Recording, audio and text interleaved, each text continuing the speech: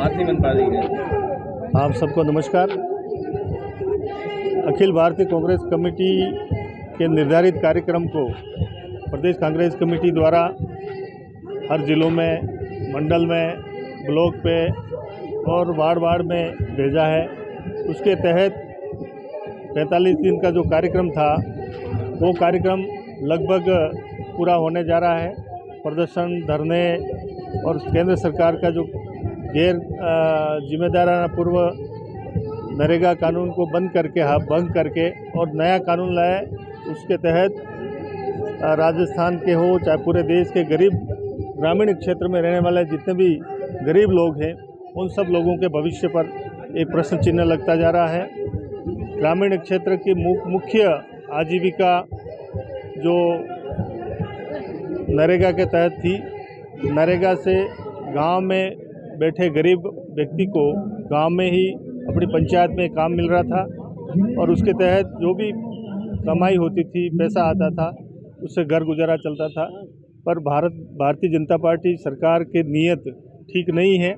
गरीबों के प्रति उनका कोई जिम्मेदारी पूर्वक निर्णय नहीं है। उस वजह से उन्होंने महात्मा गांधी के नाम से कल्याणकारी योजना मनरेगा योजना को समाप्त करके और VBG राम जी नाम से योजना परिवर्तित की, नाम बदला। उस पर हमें कोई ज़्यादा आपत्ति तो नहीं है, परंतु आपत्ति भी इस बात की है कि दुनिया के सारे देश महात्मा गांधी को अपना आदर्श मानते हैं।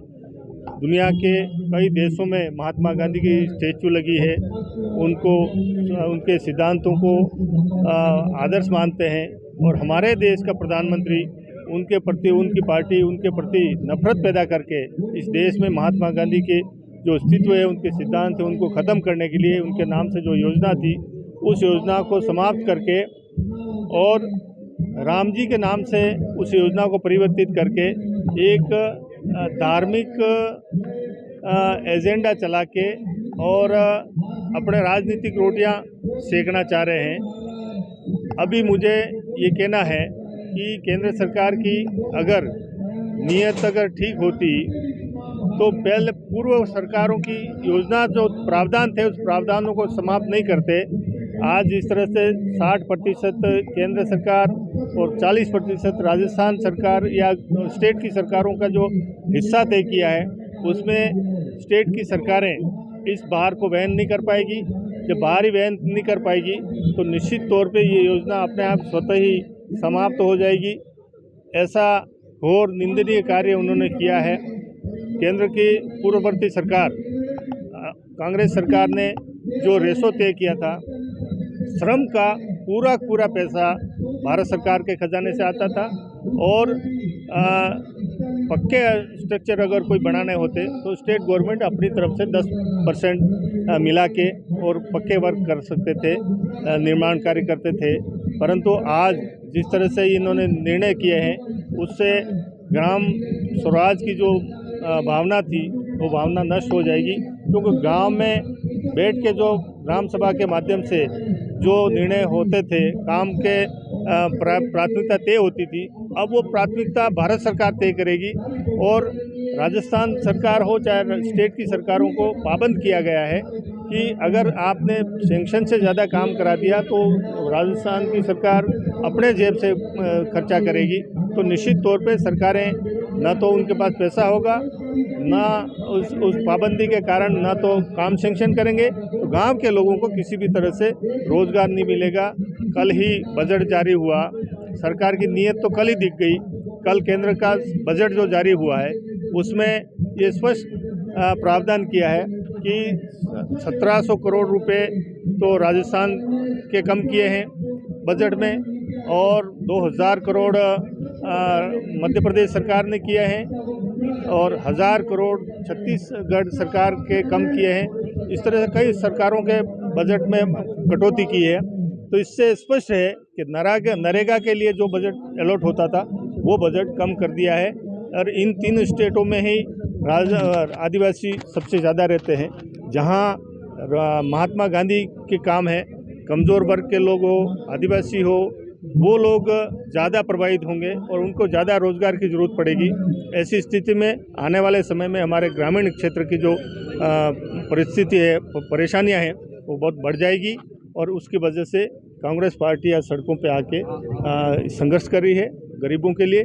और रोज़गार महात्मा गांधी के नाम से जो योजना थी पूर्ववर्ती सरकार ने, केंद्र सरकार दे।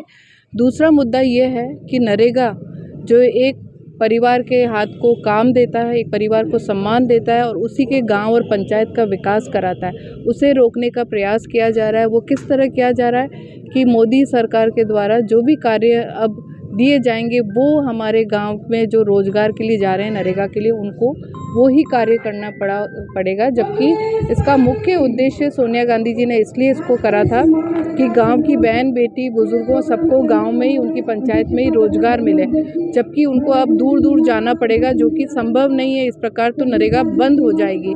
दूसरा मुख्य कारण है कि पहले इसकी गारंटी आपके पंचायत के हाथ में रहती थी, अब ये गारंटी ठेकेदारों के हाथ में जा रही है, जो कि बहुत गलत है।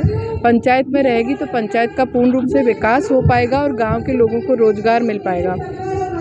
तीसरी बात ये कहना चाह रही हूँ कि नरेगा से हमारे परिवार की माताएं बहनें भी कार्य कर रही थी, अब वो इतनी दूर जाएंगी नहीं, वो जाएंगी नहीं तो वहाँ पे रोज़गार होगा नहीं, रोज़गार होगा नहीं तो ये नरेगा वहाँ पे ये कह के बंद कर दिया जाएगा कि यहाँ पे तो लोग काम करने आते ही नहीं है।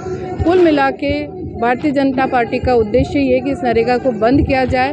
उन्होंने जिस प्रकार की प्रक्रिया अपनाई है वो बहुत गलत है। इससे और गरीबी, बेरोज़गारी बढ़ेगी और चोरी डकैती बढ़ेगी, क्योंकि जब नरेगा में जो लेबर काम करके शाम को दुकानों पे साहूकार से अपना खाना, अपना आटा तेल खरीदती, वो खरीदना बंद हो जाएगा। वो बंद हो जाएगा तो वो साहूकार की दुकान में फैक्ट्री से सप्लाई नहीं आएगी, खेतों से फैक्ट्री में सामान नहीं जाएगा, तो ऑटोमेटिकली सब जगह बेरोज़गारी बढ़ेगी, चोरी डकैती बढ़ेगी, क्योंकि पेट की भूख को बुझाने के लिए गरीब व्यक्ति कुछ न कुछ तो ज़रूर करेगा। तो मैं भारतीय जनता पार्टी से यही कहना चाहती हूँ कि नरेगा को पुनः बहाल रखें। अखिल भारतीय कांग्रेस कमेटी एवं प्रदेश कांग्रेस कमेटी के निर्देश अनुसार मनरेगा बचाओ संग्राम को लेकर आज संभागीय आयुक्त कार्यालय उदयपुर शहर एवं देहात जिला कांग्रेस कमेटी के द्वारा शांतिपूर्ण धरना रखा गया, जिसमें पूर्व विधायक प्रीति जी, पूर्व विधायक त्रिलोक जी, अनेक संभाग स्तर के विधायक, पूर्व विधायक, नेतागण, पदाधिकारी, कार्यकर्ता उपस्थित है। आज हम सबकी मांग है कि जिस तरह से ये नरेंद्र मोदी भारतीय जनता पार्टी की जो केंद्र की सरकार है, वो गरीबों के ऊपर जो हमले किया जा रहे हैं, आज महात्मा गांधी के नाम को लेकर उन्होंने नाम बदला लेकिन उसमें उनकी अनेक योजनाएं बदली है। तो आज हम सभी ये मांग करते हैं कि मनरेगा को लेकर जिस तरह से गांव ढाणी में रोष व्याप्त है सभी ग्रामीणों को, पहले से इस देश में महंगाई, बेरोजगारी और जिस तरह से हम स्वर्ण आभूषणों की जो बढ़ती हुई मांग देख रहे हैं, तो ये मोदी सरकार ये कहीं न कहीं गरीबों की दुश्मन है। ये हर समय गरीबों के ऊपर हमला करना चाहती है। हम चाहते हैं कि इस योजना का उद्देश्य पूरा वो ही रहे, मनरेगा में महात्मा गांधी का नाम भी पुनः रहे। इसलिए हमारा ये शांतिपूर्ण जो धरना है इसी उद्देश्य से दिया गया है।